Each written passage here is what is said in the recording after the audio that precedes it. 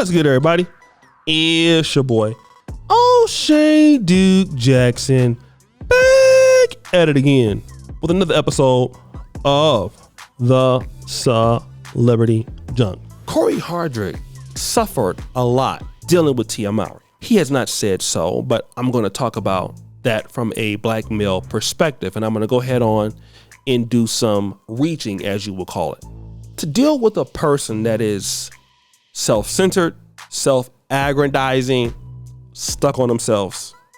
It's one of the worst things that a loving man can do, especially as a man when you are a giver. Most men are givers.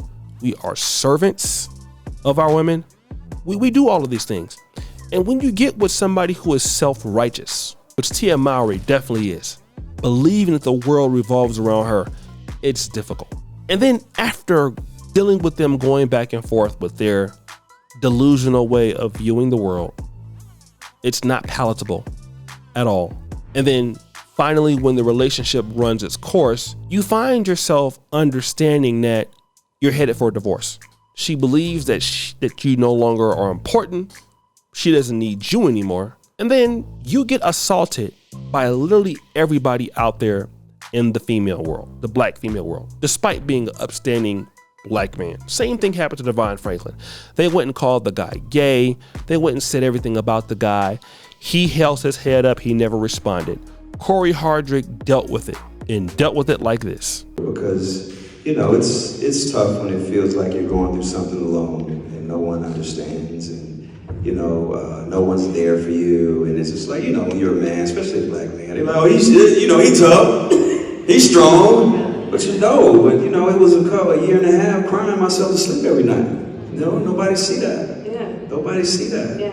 You know, like, you know, you live 5 minutes away from your babies, you know what I'm saying? Because people who know Cory Hardrict know that his kids and his family was everything to him. You know what I'm saying? So it's like, I'm stronger than I thought I was. Yes. I'm really stronger. And that by the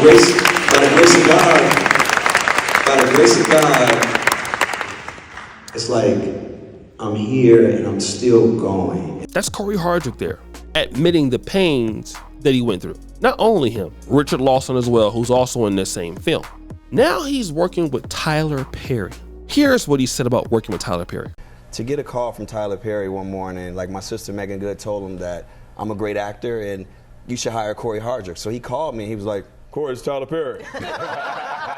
I'm like, wait, he's calling me, you know, and my voice was a little groggy. I had to get the, and then we spoke. He said he's a fan of mine, and I said, wow, that's a dream. Like, that's a dream come true for Mr. Perry to say he's a fan. And go ahead, George. I was going to say, Yeah. Working with him, did it live up to the dream?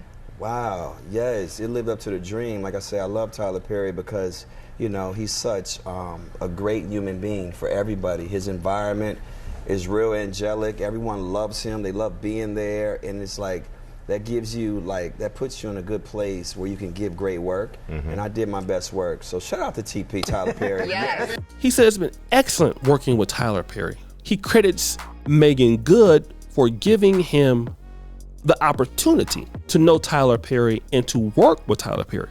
But he says he's now valued with working with Tyler Perry, and he paid me the most money I ever made in a film for just 3 weeks. As he told DJ Envy, I've worked on films 5 months, $75 million budgets, 3 weeks. That's why I say he's a gift from God. Now, this film, people believe that Divorce in the New Black is terrible. It received a 0 rating from Rotten Tomatoes or whatever. But it doesn't matter because somebody saw his value. And see, here's the problem with a lot of ladies. You divorce a man, or a lady can divorce a man, expecting that his value is going to decrease.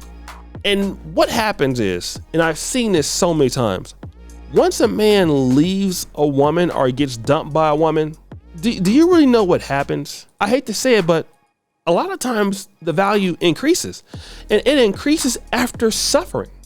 You see, there are some guys who go crazy. It's true. There are some men out there, they have been hurt, they have been destroyed, they love their family, they love their kids, and their wife doesn't want anything to do with them at all. And some guys do crazy things. They stalk their wife. They may even do worse. They may get on drugs, they may drink, but some guys can do what the late great Reverend C.L. Franklin said. And when times get hard, I remember this. He said, first, believe in God, then believe in yourself. And that is something that I always remember. And that's something that a lot of men always remember. You go back to that part. First, believe in God, then believe in yourself. And once you can do that, once you can pull yourself up, you'll realize that you have nowhere to go but up. And sometimes, as much as you love your wife, as much as you love your family, well, damn, she might be the reason why I wasn't hitting my potential. Or maybe she was the wrong mate for me. Maybe she wasn't good for me at all. And then once that starts to happen, you look at the wife, your ex-wife, and then you want to see how she's doing. And ultimately, you might find out that, you know what? Damn, she's not doing that good at all. And unfortunately, this is something that happens a lot. We don't want to talk about it. We don't want to deal with it, but it does happen. I've seen it happening a lot. Many, many, many times. Okay? A lot. And these guys go out there and they get value. And I always tell the story. I'm going to tell it right now. I knew a brother who lived in the East Oakland Bay area. I know a lot of you guys are tired of hearing this story, but shut up. I'm going to tell it again. Our brother was married. He had a beautiful wife. The wife had some of the most tig old biddies in the Bay Area. And beautiful dark. He was a light-skinned brother.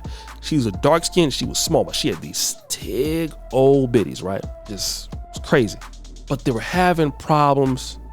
They wasn't earning no money. He was in school. And, he was trying to tell her, listen, honey, I'm going to turn this around. I'm almost done with firefighting school, and I love you. We have a daughter. We married. I just want to, work out this rough patch in our relationship. Woman wasn't having it. Probably took some advice from her friend. You know how it goes. And, she didn't want to hear it. She's like, nope, you need to get up out of here. So he respected that. He didn't do what a lot of guys would do. He didn't fuss or fight or any of that. He said, you know what? I'm going to do what you say, baby. That dude left. Upon that guy leaving, he finished firefighting academy. That brother went on, worked hard. That brother was moving up. That brother, and he was getting paid a lot of money. He started making six figures. That brother ended up buying a house. I believe he bought a house like in Concord somewhere, right outside of Oakland, the Antioch 925. Then now once he bought that car, she went on and started doing another dude. And in fact, she was trying to basically throw it in somebody's face with her dusty ass, right? He didn't say nothing. He kept on doing what he was doing, right? Now, listen to what I'm about to say. She went and got with the bum. This dude went and bought a $500,000 house, got a better looking woman than she was, had a baby with the lady. They're married, have an exceptional life. That woman is there struggling, broken in an apartment in Oakland somewhere. Out there being the baby mom from hell. Oh, I don't want my kid around that chick. See, you didn't know the value in that man. You see, you didn't know the value in that man.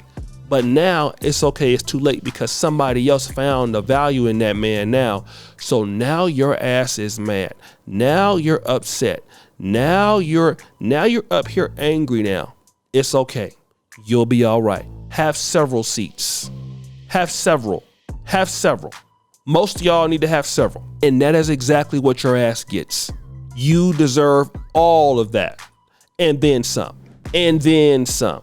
Okay? And guess what, Tia Mowry? You deserve all of which that you got. This man found his value after leaving your ass. And we can't wait for him. And he's been such a class act. We want him to still get richer as he's done with you, with your self-aggrandizing ass. You need to have several seats. So guys, what do you think? It's your boy O'Shea D. Jackson back at it again with another episode of The Celebrity Jump. Appreciate you for all that you do. Subscribe to the bell. We're out.